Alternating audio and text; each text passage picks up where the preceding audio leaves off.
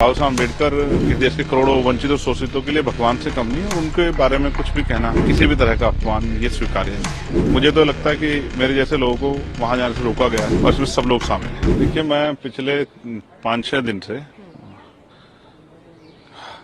मैं देख रहा हूं कि बाबा साहब पे खूब चर्चा हो रही है, चाहे वो कॉन्स्टिट्यूशन के 75 साल की गौरव यात्रा पे जो चर्चा हुई उसमें, या पिछले 3-4 दिन से जो डॉक्टर बाबा साहब के अम्बेडकर के प्रति प्रेम जो है दोनों पार्टियों द्वारा और सभी पार्टियों द्वारा दिखाया जा रहा है।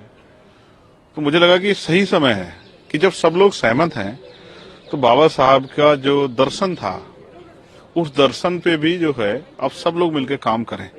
और जो आज की जरूरत है schedule caste, schedule tribe, backward, minority, महिलाओं की, उनसे रिलेटेड मैंने 12 मांगे प्राइम मिनिस्टर जी को रखी है कि प्रधानमंत्री उनका संज्ञान लें। और अगर ऐसा संज्ञान इसका संज्ञान लेती हैं तो ये बस स्पष्ट हो जाएगा कि वो बाबा साहब अम्बेडकर के विचारों का भी सम्मान करते हैं। देखिए, तुलनात्मक है, सिर्फ तस्वीर उठाने से काम नहीं चलता है। मैंने सभी के लिए कहा, उनके विचारों पे चलने से ही, क्योंकि बाबा साहब अम्बेडकर ने कहा था कि मेरे मरने के बाद मुझे मरा हुआ मत समझना, जब तक संविधान जिंदा है मैं जिंदा हूं। इसलिए मैंने पत्र लिखा।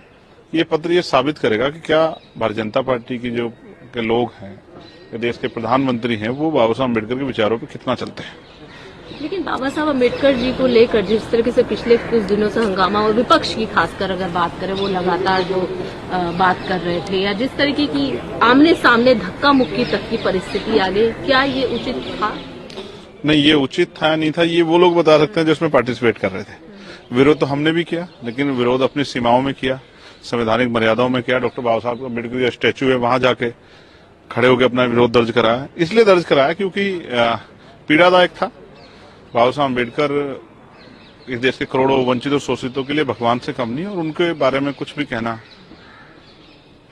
उनका किसी भी तरह का अपमान ये स्वीकार्य नहीं है।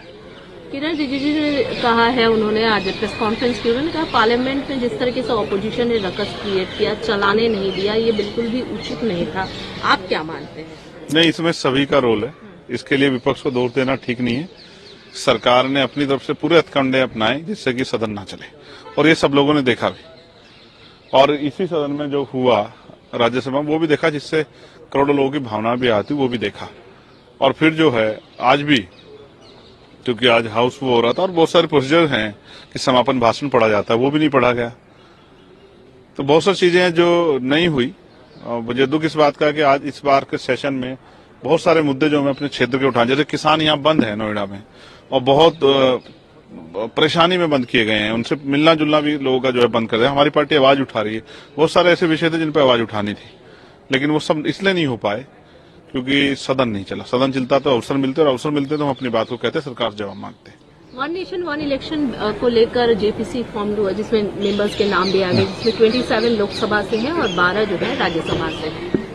हाँ, मुझे इस बात की तकलीफ है कि जो वास्तविकता में अम्बेडकराइट्स हैं, जो कॉन्स्टिट्यूशन पे जिनकी पकड़ है, जो कॉन्स्टिट्यूशन पे लंबे समय से जो है कॉन्स्टिट्यूशन को लागू कराने के लिए प्रयास कर रहे हैं, जो सरकार सवाल मांग रहे हैं, उन लोगों को, उनमें जिनमें मैं एक बहुत बड़ी जिम्मेदारी से इस बात को पहले दिन से उठा रहा हूँ, मुझे उससे दूर रखा गया। मुझे उम्मीद थी, मैंने कहा भी है कि मैं इसका हिस्सा रहना चाहता हूँ, लेकिन फिर जब ये कहा जाता है कि यहाँ समान अवसर नहीं है, समान अवसर होते तो चंद्रशेखर आजाद जो है वो उस जेपीसी का हिस्सा होता, क्योंकि उस दिन भी मुझे बोलने से रोका गया, मना किया गया। तो मुझे उम्मीद थी कि जेपीसी के जरिए जो है, जो कॉन्स्टिट्यूशन पे इतना बड़ा हमला हो रहा है, उस बात को हम रख पाएंगे।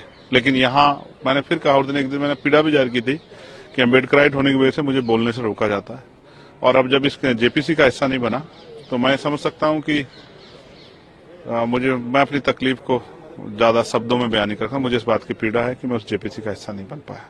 मैं वहां होता, क्योंकि सबसे बड़ा हमला छोटी पार्टियों पे है, तो मैं अपनी बात को रख पाता, राज्यों के पे जो हमला है उस बात को भी रख पाता, और जो हम तानाशाही की तरफ बढ़ रहे हैं उस पर भी मैं अपनी बात रख पाता। लेकिन हो सकता है क्यों नहीं अवसर मिला।